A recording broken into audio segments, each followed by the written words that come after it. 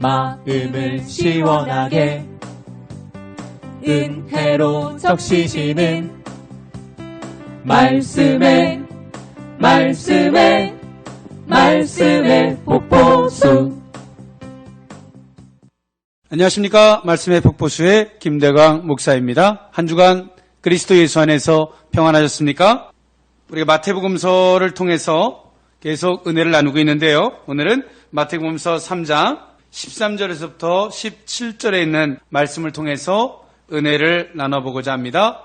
오늘도 스튜디오에 귀한 분들이 나와주셨습니다. 한 분씩 인사 부탁드리겠습니다. 안녕하세요. 이난양 권사입니다. 안녕하세요. 최옥희 권사입니다. 안녕하세요. 김영석입니다. 네, 반갑습니다. 반갑습니다. 네, 감사합니다. 말씀의 폭포수는요, 서로 교제를 통해서 그 은혜도 나누고요, 서로 궁금한 점과 또 묻고 싶은 것들이 있다면 이렇게 토론의 형태를 통해서 은혜를 나누는 시간입니다. 오늘은 마태복음서 3장 13절에서부터 17절에 있는 말씀을 나눌 텐데요. 이 말씀을 통해서 귀한 폭포수 같은 은혜가 함께 했으면 좋겠습니다. 오늘 게스트분들이 나오실 때 제가 부탁을 드렸었는데요. 성경 말씀을 읽어주시고 와주시라라는 부탁 말씀드렸었는데 읽어보셨나요? 아멘. 네, 감사합니다. 예, 오늘 이 본문은 세례에 대한 부분이 소개되어지고 있어요. 예, 최옥희 원사님은 세례를 대략 어느 때 받으신 것 같습니까? 기억나시나요? 정확하게는 기억이 나지 않는데요. 청년기에 받은 것 같습니다. 청년기에. 예, 이난영 원사님 혹시나 언제 받으셨을까요? 한 17세 그때 받은 것 같습니다. 예, 지금 연세가 있으시니까요. 그다음에 우리 김영석 형제님은요? 전 16살 때 받은 것 같습니다. 아, 그러셨군요. 자, 이 세례라는 말이 우리가 소개되어지고 있는데요. 세례. 예, 세례의 헬라어는 베프티스마는 씻는다라는 의미를 갖고 있습니다. 깨끗하게 한다는 뜻은요, 베프티조에서 온 말로 모세의 정결 예법에서도 찾아볼 수가 있습니다. 출애굽기서 30장에도 소개되어지고 있고요. 레위기 11장에도 소개되어지고 있는 말씀인데요. 곧 물을 사용하여서 정결케 하는 의식을 말하고 있습니다. 이는 유대교로 개종하는 자들에게 행한 의식에서도 나타나고도 있는데요. 유대인들은 개종자에게 할례를 베풀고요, 또 상처가 나을 때쯤 흐르는 물 가운데를 세우고 율법을 읽어주고요, 축도함으로써 유대교 이론으로 받아들이는 예식을 말하고 있습니다. 이때의 이 정결 예식에 사용하는 물은 반드시 흐르는 물로만 사용해야만이 됐고요. 신약 성경에서는 요한의 세례는요, 단순한 정결 의식 차원이 아니라 회개를 동반하여 회개의 세례를 통해서 메시아를 영접한다는 준비적인 성격이 더 강했습니다.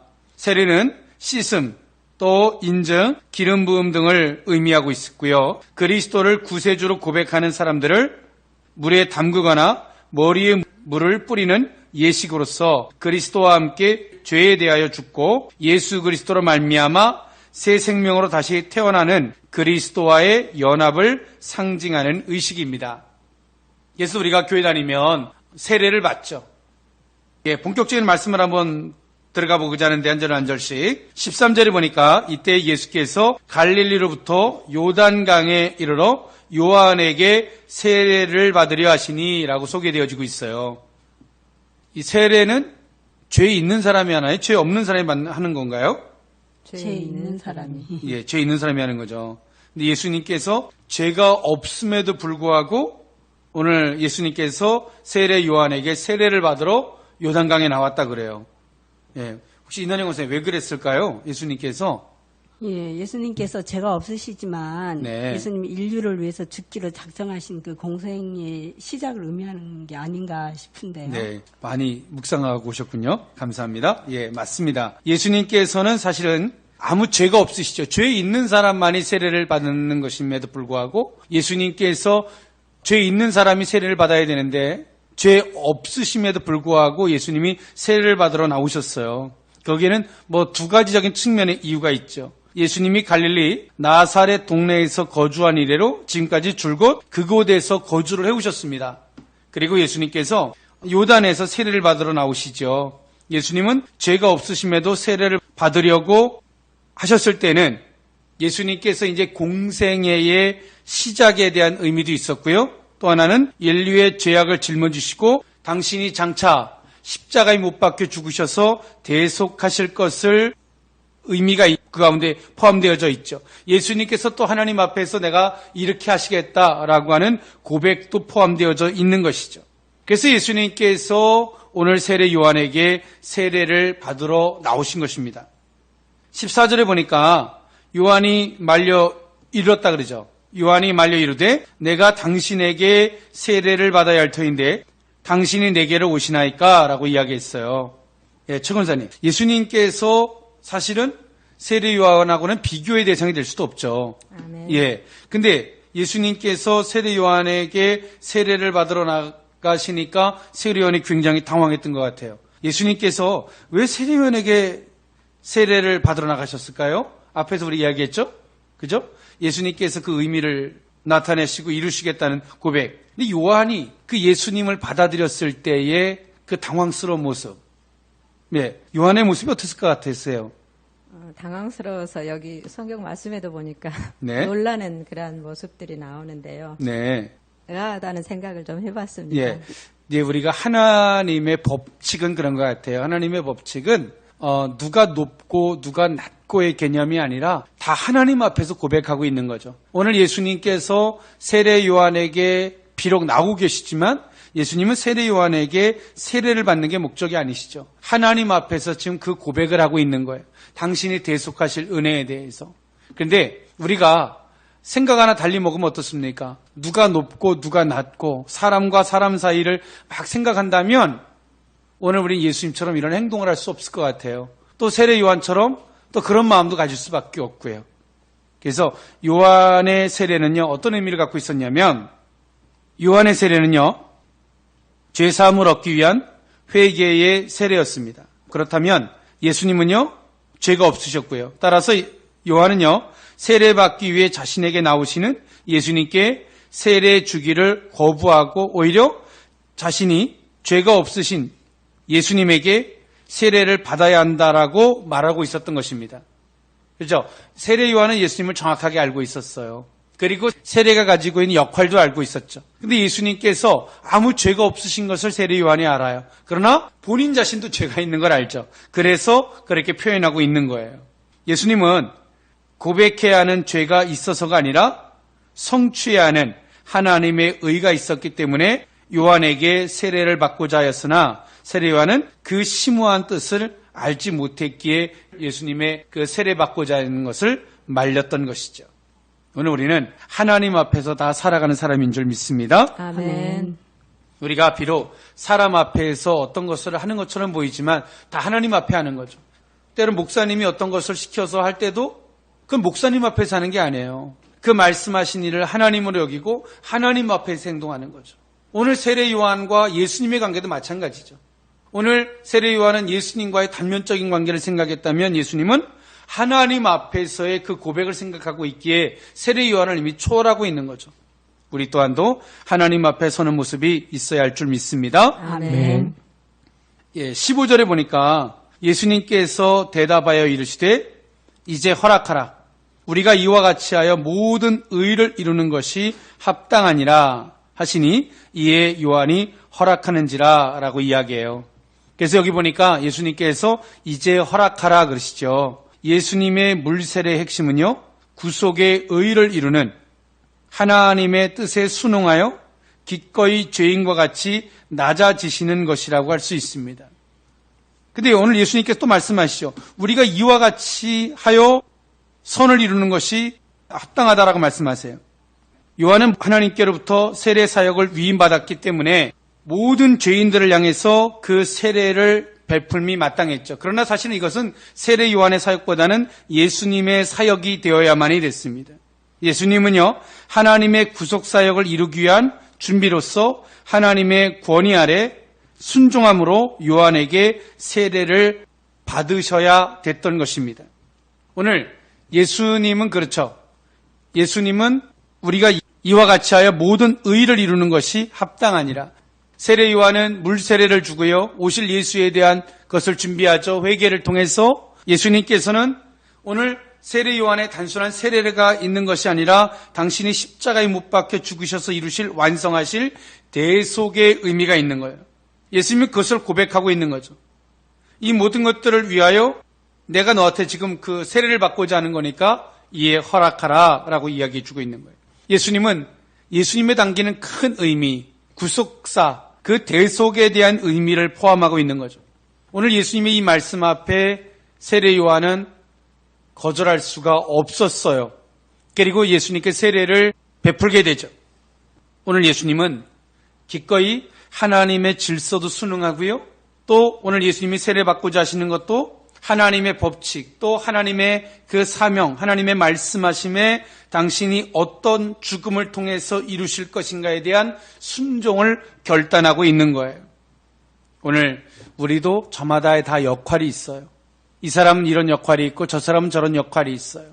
누가 더 잘나고 누가 더 못난 것이 아니라 우리가 서로 합하여 선을 이루는 것이 합당한 줄 믿습니다. 아멘. 근데 오늘 우리는 꼭 일을 하다 보면 이거는 누가 할 일이고 이건 누가 할 일이고 이건 내가 할 일이고 이건 저 사람이 할 일이고 이렇게 구분 짓다 보면 합력하여 선을 이루는 것이 아니라 아무것도 안 되게 되죠.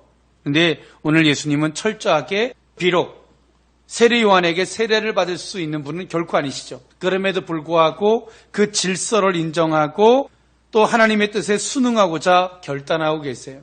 그러나 하나님의 일은 우리가 하나님 앞에서 그 질서를 인정하고 서로 합력할 수 있는 의식을 가져야 할 줄 믿습니다. 아멘. 16절에 맺는 말씀해 보니까 예수께서 세례를 받으시고 곧 물에서 올라오실새 하늘이 열리고 하나님의 성령이 비둘기같이 내려 자기 위에 임하심을 보시더니 라고 말씀하고 계세요. 인류 역사상 처음으로 완전한 의미의 물세례와 성령 세례를 받으심을 의미하고 있죠. 예수님은 세례를 받으셨다는 것은요, 기록만 있지 세례를 베푸셨다는 기록은 성경 어디에도 없습니다. 예수님께서 세례를 받으신 것은요, 하나님의 뜻과 사역에 대한 헌신을 뜻하며 자기 백성과 전적으로 하나됨을 표현하고 있는 것입니다. 여기서 보니까 예수님께서 세례를 받으시고 곧 물에서 올라오실새 하늘이 어땠다래요? 열렸다고. 예, 하늘이 열렸다 그러죠. 그러면 그 반대로 그 이전으로 돌아가면 그 전에는 하늘이 닫혔다는. 닫혀 있었다 그러죠. 예, 하늘이 뭐 뚜껑이 있나요? 그런 개념은 아니고요. 여기서의 하늘은 하나님과 성도들의 관계를 의미하고 있는 거예요. 그 전까지는 하나님과 성도들의 단절이 있었고요. 오늘 예수님께서 이제 대속하셔서 순종하셔서 헌신하시고자 하시죠. 그렇기 때문에 하나님께서 그것을 받으시고 이제 하나님께서 그 하늘문을 열어주시는 거예요. 그리고 성도들과 하나 되시는 것이죠. 오늘 우리에게도 하나님과의 관계가 하나가 되면 하나님이 열어주시면 우리에게 모든 것들을 감당하고도 부족함이 없을 줄 믿습니다. 아멘. 그런데 그 닫혀져 있는 걸 어떻게 여냐? 오늘 예수님이 어떻게 열으셨을까요? 하나님의 뜻에 당신이 십자가에 못 박혀 죽으시기까지 순종하시고자 하신 겁니다. 그러니까 어떻게 될까요? 하나님이 그 문을 열어주신 것입니다. 오늘 우리가 하나님의 뜻을 배반하고 하나님의 뜻하고는 전혀 다른 쪽으로 가면 하나님과 우리와의 관계는 문이 닫히듯 단절될 것이고요. 오늘 예수님처럼 비록 그 길이 어떤 길일지라도 순종하고자 하면 그 닫혔던 문이 열어지는 역사가 있게 될 줄 믿습니다. 아멘. 그래서 하나님께서 하늘문을 열어주셨습니다. 하나님과의 관계 안에서. 그리고 하늘에서 놀라운 일이 벌어졌는데요. 하늘이 열리고 하나님의 성령이 비둘기같이 내려서 자기 위에 임하심을 보시더니 라고 이야기해주고 있어요. 여긴 정확하게 말하면 비둘기는 아니죠. 비둘기같이예요. 우리나라에는 비둘기가 아주 천박한 새가 되었는데요. 원래 이 비둘기를 우리나라에서도 수입을 했다 그러죠. 원래가 비둘기가 이렇게 사람들하고 친근히 있는 게 아니라 산에 사는 새라고 합니다. 그런 조류과죠. 그런데 그 비둘기가 사람들이 뭔가 음식, 물들을 주면서 지금은 이렇게 도심지에서 쉽게 볼 수 있는, 때론 그런 것 때문에 오염도 되는 이런 비둘기가 되었는데, 실상에 이때 당시 비둘기는 지금 우리가 알고 있는 이런 비둘기 같은 의미도 아니고요. 순결하고 고귀한 것을 의미하고 있습니다. 그리고 사실은 정확하게 말하면 그것은 비둘기는 아니죠. 성령이 비둘기같이 임하셨다는 것을 의미하고 있어요. 하나님과 그 아들의 영인 Holy Spirit, 그 성령이 성도들에게, 예수님에게 임하고 계신 거예요. 죄악된 인간들과 이제 평화의 왕으로 오실 것과 하나님과 그 죄인된 인간들이 예수 그리스도로 말미암아 죄사함을 입고 하나님과 그 인간들이 영원히 함께할 그것을 의미하고 있는 것입니다. 지금은 우리 심령에 성령께서 내주하셔서 함께하시고 있는 것처럼 말입니다. 17절에 보니까 하늘로부터 소리가 있어 말씀하시되 이는 내 사랑하는 아들이요 내 기뻐하는 자라 하시니라 라고 말씀하고 계세요. 마가와 누가는요, 하나님이 예수님께 직접 말씀하신 것으로 기록했지만 마태는요, 하나님이 예수를 가리키면서 그 주위 사람들에게 말씀하신 것으로 기록하고 있습니다. 마태는요, 하나님의 음성을 예수님뿐만 아니라 주위 사람들도 들었다고 간주함으로써 예수님이 하나님의 아들 되심과 공생의 초기부터 사람들에게 증거되었다는 것을 나타내고자 의도적으로 그렇게 표현하고 있는 것입니다. 하나님은 오늘 예수님께서 그 물에서 세례받으시고 올라오실 때에 그것은 단순하게 죄 있는 자가 세례 요한에게 세례를 받으시는 그 측면 그 이상의 것이었습니다. 예수님은 당신이 장차 어떻게 죽으셔야 할 것을 예수님은 너무나 잘 알고 계세요. 인류의 모든 죄악을 짊어지시고 당신이 골고다 언덕에서 어떻게 죽으셔야 할 것을 너무나 잘 알고 계세요. 그럼에도 불구하고 예수님은 하나님 앞에 순종하고자 하세요. 하나님께서 하늘문을 열어주셨고요. 비둘기 같은 성령을 내려주셔서 예수님과 함께해 주셨는 줄 믿습니다. 아멘. 그리고 말씀해 주셨어요. 이는 내 사랑하는 아들이요 내 기뻐하는 자라 하시니라 라고 말씀해 주셨어요. 마태는 의도적으로 말하고 있는 거죠. 주변에 있는 모든 사람들에게 또 듣게도 하고 있어요. 그러나 핵심은 하나님께서 말씀하셨다는 거예요. 예수님의 그런 행동 앞에 내 사랑하는 아들이요 내 기뻐하는 자라. 오늘 예수님께서 그 처절하게 십자가에 못 박혀 죽으시는 것은 예수님이 미워서 시키는 게 아니에요. 예수님만이 하실 수 있기 때문에 시키시는 것일 거고요. 또 하나님께서 그러한 예수님을 어떻게 하십니까? 사랑하신다는 겁니다. 또 그렇게 하실 예수님에 대해서 하나님은 기뻐하신다라고 표현하고 있는 거예요. 하나님께서 하나님의 일들에 대해서도 어려운 일들이 있어요. 비참한 일도 있어요. 그 일을 누구한테 맡길까요? 이날의 것에 하나님 누구한테 맡길 것 같습니까? 그런 어려운 일들을? 하나님을 사랑하는 자들에게 맡기지 않겠나 싶은데요. 그렇죠. 하나님이 진짜 사랑하는 자, 진짜 하나님이 신뢰할 만한 자에게 그런 일을 시키시는 거죠. 영광 받는 일은 누구나 할 수 있어요. 그러나 오늘 하나님께서 예수님에게 말씀하고 계시는 거예요. 그런 일을 시키는 것은 너를 미워서가 아니에요. 너무 사랑하시니까 시키시는 거예요. 믿기 때문에 시키는 거예요. 그리고 그 일을 행하실 것에 대해서 그렇게 예수님이 행하시고자 하시니까 하나님이 기뻐하신다라고 말씀하고 계세요. 우리는 하나님 앞에 사랑받는 자가 되고 싶어 하고요. 또 하나님 앞에 기쁨이 되고자 해요. 그런데 오늘 예수님처럼 그렇게 하나님의 뜻에 순종하려고 하는 자들은 극히 드문, 어찌 보면 거창한 종교인 시대에 살아가고 있는지도 몰라요. 진정 신앙인의 시대가 아닌 거죠. 그런 자들로 말미암아 어찌 보면 하늘문이 닫히고 종교인들이 주체가 된 삶을 살아가는 거예요. 오늘 우리는 예수님이 열어놓으셨던 그 하늘문에 합당한 삶을 살아야 할 줄 믿습니다. 아멘. 하나님의 뜻에 순종하고자 하면 또 그 길을 걷고자 하면 할 수 있도록 성령도 보내주시고 또 이는 내 사랑하는 아들이요 내 기뻐하는 자라 하나님이 인정하심도 있게 될 줄 믿습니다. 아멘. 예, 여기서 질문이 있어요. 예수님께서는 그러면 세례를 받으신 후에 비로소 하나님의 아들로 인정하셨다는 것일까요? 지옥기 원사님? 이미 인정되었지만 하나님의 그 뜻을 이루시기 위한 그러한 것들을 저희들에게 알려주시는 것. 예, 그렇죠. 우리에게 알려주시는 것이고 또 하나님께서 그것을 기뻐하는 것이라 말씀하시는 의미겠죠. 다시 재차 인정해 주시는 것을 의미하고 있는 것일 거예요. 예, 이처럼 오늘 이 세례의 의미는 예수님의 공생의 시작과 또한 온 인류의 죄악을 짊어지시고 대속의 십자가에 못 박혀 죽으실 것을 의미하는 것이 두 가지 의미를 포함하고 있는 것이 오늘 본문의 내용입니다.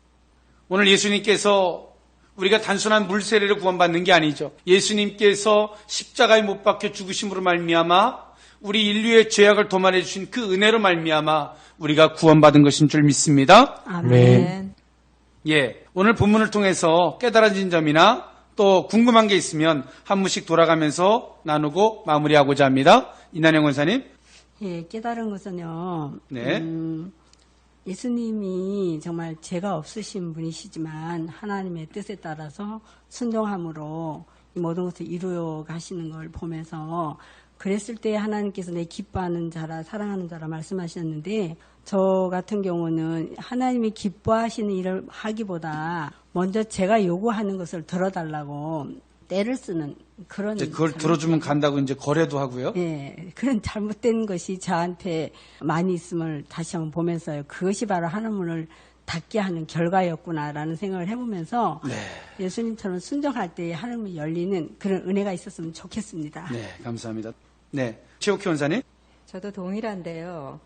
하나님과 그 예수님과의 관계가 이제 저는 개인적으로 예수님이 모든 것을 아시기 때문에 순종도 쉬우셨을 거다라는 생각을 좀 했었거든요. 네. 그런데 우리 인간의 모습을 입고 오셨기 때문에 또한 저희와 동일한데 그 앞에서 아버지의 마음을 알아서 아멘 할 줄 아는 그런 예수님의 모습이 저한테 많이 도전이 되었고요. 네. 또 깨달아졌습니다. 예, 그 사실은 우리는 이런 게 있어요. 아는 것과 행동하는 것에는 엄청난 차이가 있습니다. 우리가 몰라서 안 하는 건 아니잖아요. 예, 예를 들어서 내가 뭐 운동을 열심히 하면 건강해진다. 알면서 쉽나요? 어렵나요? 어렵습니다. 네, 어렵죠. 예. 아는 것과 행동에는 큰 차이가 있죠. 사실 안다기 표현보다 믿는다는 거죠. 믿는다는 거. 믿을 때 그 일이 수월해지는 거죠. 예. 우리는 사실 이 시대를 살아가는 크리스찬들이 어떻게 해야지만이 하나님을 기쁘게 할지 다 알아요. 본인들에게 하나님이 뜻하심이 요구함이 뭔지 몰라서 안 하는 게 아니라 다 알아요. 알면서 안 하는 거예요. 왜? 믿지 못하기 때문에. 예, 또 궁금한 게 있다면요? 네, 궁금한 게 있다면 여기서 지금 주로 물세례에 대해서 많이 이렇게 알아왔던 본문 내용인데요. 네. 여기 보니까 성령 세례가 동일하게 이렇게 같이 임하는 것을 네. 보았는데요. 우리 성도들에게도 이와 동일한지요? 네, 그렇죠. 예, 동일하죠.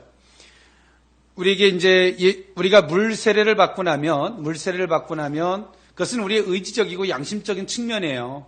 상징적인 거죠. 그것을 하고 나면 그다음에 뭐 합니까? 우리가 예수 그리스도를 믿어서 그 성령으로 우리에게 세례를 주시죠.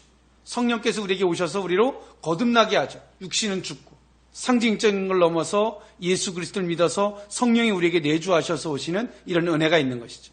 동일한 것입니다.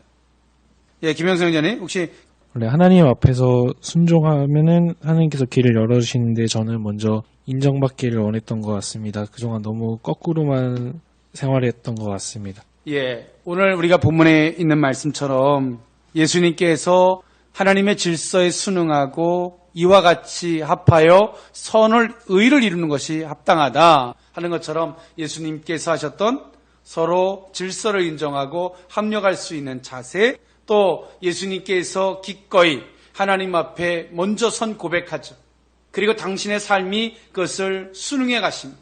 오늘 아담과 하와가 그 문을 닫게 했다면 예수님께서 그 문을 열게 하시는 그 귀한 사역을 하시죠.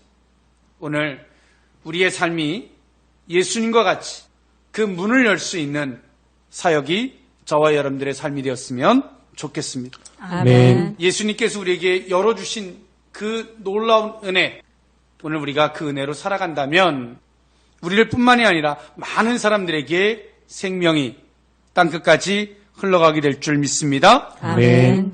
네, 지금까지 우리에게 은혜가 있다면 이 모든 것들이 예수 그리스도의 은혜인 줄 믿습니다. 아멘. 우리의 삶이 항상 이런 은혜로 살아가고 또한 예수님께서 몸소 보여주셨던 그 신앙의 삶이 저와 여러분의 삶이 되었으면 좋겠습니다. 아멘. 네, 말씀의 폭포수는요, 이렇게 스튜디오에 많은 분들이 나오셔서 같이 은혜를 나누고 고백하고 또 그 은혜가 많은 사람들이 흘러가게 할 수 있는 통로입니다. 함께 하시고 싶으신 분들은 게시판에 신청해 주시고요. 그 은혜를 함께 나누어 갔으면 좋겠습니다. 오늘 특별히 함께 해주신 분들 고맙습니다. 감사합니다. 저는 찬양 하나 들으면서 물러가겠습니다. 여러분 한 주간 그리스도와 예수 안에서 승리하는 한 주간 되시길 바랍니다.